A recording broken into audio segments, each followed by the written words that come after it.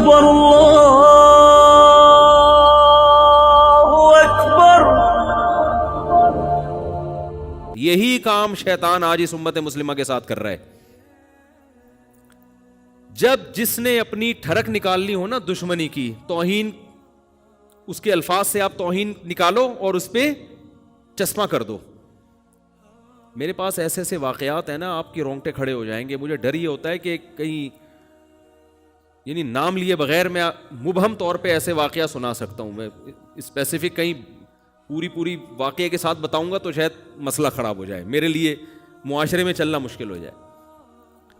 توہین رسالت کے نام پہ ایسا بھی ہوا ہے کہ آپ نے کسی سے، آپ کی ذاتی دشمنی تھی، آپ نے نادانستہ طور پر نا اس شخص سے ایسا کام کروا لیا جس میں اس کی نیت بالکل بھی نہیں تھی، اس کو پتہ ہی نہیں بیچارے کو ہوا کیا اس کے ساتھ. عدالت میں کیس کیا، لوگوں کا اتنا ہجوم پہنچ گیا کہ وکیل کو یہ ڈر ہوا کہ اگر میں نے اس اپنے موکل کا کیس جیت گیا نا میں، تو لوگ مجھے بھی قتل کر دیں گے. وہ یہ جانتے بوجھتے ہوئے کہ جس کی طرف سے میں وکالت کر رہا ہوں وہ قطعاً توہین کا مرتکب نہیں ہوا ہے، اس کے باوجود اس نے اس کو جیل کے اندر بھجوایا ہے. اور یہ سب نام عشق رسول کے نام پہ ہو رہا ہے. صحیح ہے نا؟ میں مانتا ہوں کہ توہین رسالت یا توہین اہل بیت یہ بہت بڑا جرم ہے، اس پہ قانون بالکل صحیح ہے. توہین رسالت کے مرتکب کی جو سزا پاکستان کے قانون میں لکھی ہے بالکل ٹھیک ہے، لیکن بہت سے لوگ مذہب کا لیبل غلط استعمال کر کے ایسے قوانین کو غلط استعمال کرتے ہیں. بہت سارے لوگوں کو بے گناہ، جج تو گواہی دیکھے گا نا، اس کو کیا پتا. تو خیر یہ بڑا حساس موضوع ہے، اس میں ہم گئے تو پھر بڑے مسائل ہو جائیں گے، لیکن جو بھگتتا ہے اسی کو پتا ہوتا ہے. لیکن آپ دیکھو جذباتی لوگ نعرے لگوا لو، دھرنے دلوا لو، کوئی سنجیدگی سے، کوئی ذہن خالی ذہن ہو کر کسی ٹاپک پر سوچنے کے لیے تیار ہوتا ہی نہیں ہے. رسول اللہ صلی اللہ علیہ وسلم نے فرمایا ایک صحابی سے کہ تمہارے اندر دو چیزیں ایسی ہیں جو اللہ اور اس کے رسول کو بہت پسند ہیں. لوگ اکثر کہتے ہیں نا دیوانگی کہ ہم دیوانے، اس معاملے میں ہم دیوانے، ہم نے عقل کو ایک طرف رکھ دیا ہے، ہم بالکل پاگل ہیں، اس پاگل پنے پہ ہمیں کیا ہے خوشی ہے، ہم فخر کرتے ہیں. یہ سب قرآن و سنت کے خلاف ہیں. اسلام کسی معاملے میں پاگل پنے کو پسند نہیں کرتا، کسی معاملے میں جذباتیت کو پسند نہیں کرتا. کیوں؟ نبی صلی اللہ علیہ وسلم نے ایک صحابی سے فرمایا کہ تم میں دو چیزیں ایسی ہیں جو اللہ اس کے رسول کو بہت پسند ہیں. حالانکہ نبی نے کسی کے چہرے پر اس کی تعریف کرنے سے منع کیا ہے، لیکن یہاں نبی صحابی کی تعریف کر رہے ہیں ان کے سامنے. کیوں؟ اس لیے کہ وہ اتنی قابل تعریف چیزیں ہیں کہ اللہ کے نبی نے عام اصول سے ہٹ کے ان کے چہرے پر ان کی تعریف کی کہ یہ ایسی زبردست کوالٹی ہے. جیسے آپ کو پتا ہے نا کہ یار میں اس بندے کی اس کے منہ پہ تعریف کروں گا تو اس کے خطرہ یہ چوڑے میں آ جائے گا اور اس میں کبر پیدا ہوگا، لیکن بعض دفعہ ایسی صفت ہوتی ہے آدمی کہتا ہے یار جو مرضی ہو جائے یہ تو اس کے سامنے بیان کرنی ہے یار. تو رسول اللہ صلی اللہ علیہ وسلم ان صحابی سے کیا فرما رہے ہیں؟ تمہارے اندر دو خصلتیں ایسی ہیں جو اللہ اور اس کے رسول کو بہت زیادہ پسند ہیں. وہ کیا ہے؟ الحلم والاناہ. یہ سیکھنے کی چیز ہے، میرے بھی سیکھنے کی، آپ کے بھی. میرے اندر بھی یہ عیب ہے کہ یہ دو صفات ہمارے اندر بھی نہیں ہے، آپ کے بھی ہو سکتا ہے. یہ سیکھنے کی چیز ہے. فرمایا ایک حلم کہتے ہیں برداشت، ایک ہے الاناہ. اناہ کہتے ہیں جلد بازی کے اگینسٹ، یعنی جلد بازی نہ ہو، ہر چیز میں آپ میچور سنجیدہ ہو کے اس کے تمام پازیٹیو نیگیٹو پہلوؤں پہ غور کر کے فیصلہ کریں. آپ یہ جو ہے نا ایک دم کھوپڑی گھوم گئی میری، یہ جو آج کل ایک فیشن ہے، بھائی فلاں نے ایسی بات کی میری تو کھوپڑی گھوم گئی، میں تو کڑک. ابے بھائی تو کھوپڑی تیری جس کے سامنے گھومی ہے اگر اس کی تھوڑی سی گھوم گئی نا، تیری پوری 180 ڈگری پہ گھوم جائے اور اس کی صرف 1 ڈگری گھوم جائے، وہ اتنا پاورفل ہے کہ اس کا 1 ڈگری تیرے 180 ڈگری پہ بھاری ہوگا. تو کر کے کیا آیا ہے؟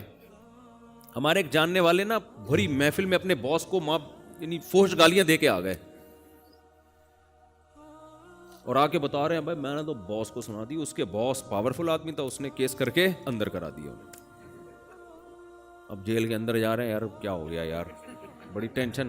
اس کے بعد جا کے اس کے ہاتھ پاؤں جوڑے, اس کے پاؤں کے سر معاف کر دو, اس نے معاف کر کے بری کر دیا.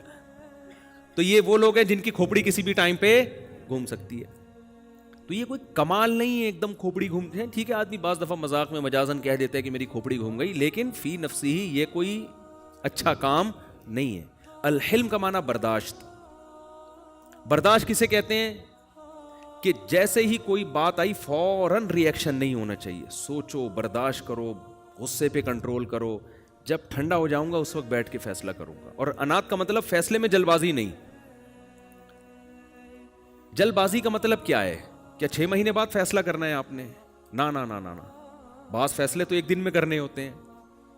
جلد بازی کی یہ ڈیفینیشن نہیں ہے کہ فوراً فیصلہ نہیں, یا 1 سال بعد, یا 5 سال بعد, یا 10 سال بعد. نا نا نا, جلد بازی میں فیصلے کا مطلب یہ ہے کہ جب تک آپ نے کسی کام کا ارادہ کر لیا, آپ نے کر لیا کہ یار اس کا میں نے یہ ری ایکشن دینا ہے, تو اس ری ایکشن پہ جب تک اس کے تمام پازیٹیو اور نیگیٹو پہلوؤں پہ غور نہ کر لیں اچھی طرح سے, اس وقت تک آپ نے فیصلہ نہیں کرنا کہ میں نے ری ایکٹ کرنا کیا ہے.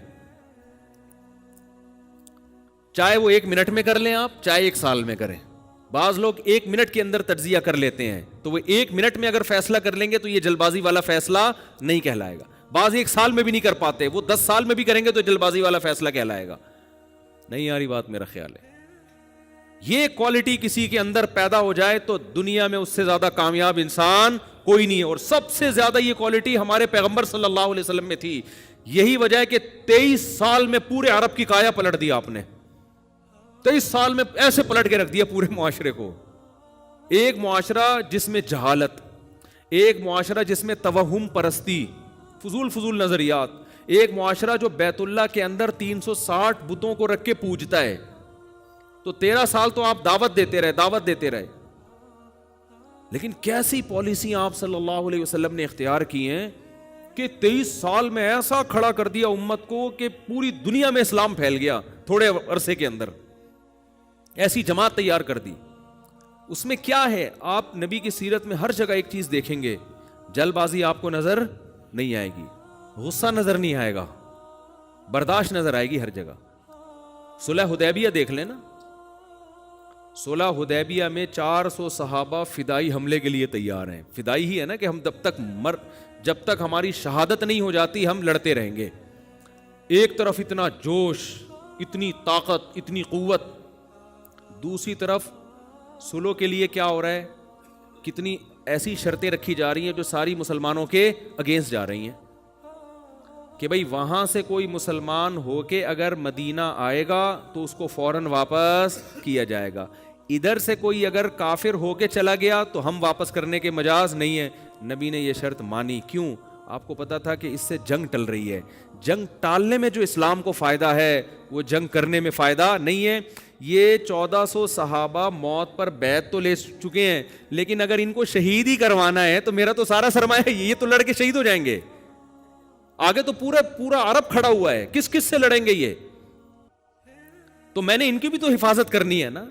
آپ کے ماتحت لوگ اگر جان دینے کے لیے حاضر ہیں تو یہ ان کی خوبی ہے. لیڈر کی خوبی ہے کہ ان کی جان کو بچائے. وہ اس کی خوبی یہ نہیں کہ ٹھیک ہے جی چلو بسم اللہ کرو, اللہ مدد کرے گا. اللہ مدد کرے گا جب آپ زمینی قوائف پورے کریں گے, پھر مدد کرے گا. نوح علیہ الصلوۃ والسلام 40 لوگ ایمان لائے تھے, پوری دنیا ایک طرف تھی. کہیں بھی نہیں ملتا کہ نوح علیہ السلام نے عالم جہاد بلند کر دیا ہو کہ ہم 40 لوگ ہیں اب ہم لڑیں گے, اللہ غالب کرے گا. کیونکہ اسباب کی دنیا میں 40 آدمی 40 لاکھ سے یا 40,000 سے لڑ نہیں سکتے. گراؤنڈ ریئلٹی کو دیکھ کر فیصلہ کیا جائے گا. آپ کہہ سکتے ہیں بدر میں بھی تو 313,000 پہ غالب آ گئے. تو بدر کی لڑائی اتفاقاً ہوئی ہے, رسول اللہ صلی اللہ علیہ وسلم کے ارادے سے نہیں ہوئی ہے. ارادے سے اسلام میں جو سب سے پہلی لڑائی ہوئی ہے نا وہ فتح مکہ ہے.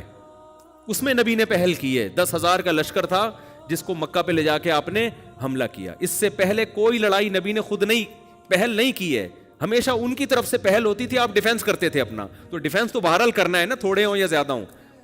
لیکن جہاں فتح مکہ سے پہلے آپ کو لڑائی کا موقع مل رہا ہے نا حملہ کرنے کا, وہاں آپ جنگ کو ٹال رہے ہیں. کبھی پہلے اپنے آپ کو تو سیف کرو. آج کیا دینداروں میں یہ خوبی نظر آتی ہے؟ مار دو, پھوڑ دو, توڑ دو. کبھی چیف کے خلاف تقریریں، کبھی فوج کے خلاف، کبھی ایجنسیوں کے خلاف، کبھی حکمرانوں کے خلاف. اس سے عوام بڑی خوش ہوتی ہے. بھائی حکومت کا پٹھو نہیں ہے, ڈنکے کی چوٹ پہ وزیر اعظم کے خلاف بولتا ہے, ڈنکے کی چوٹ پہ فوج کے خلاف بولتا ہے, ڈنکے کی چوٹ پہ جج کے خلاف بولتا ہے. بول کے آؤٹ پٹ کیا ہے اس کا؟ نتیجہ کیا نکلا؟ کیا جج صحیح ہو گیا؟ کیا اس نے صحیح فیصلہ سنا دیا؟ آؤٹ پٹ کچھ بھی نہیں ہے سوائے نعرے بازی اور ہلڑ بازی کے. اللہ اکبر اللہ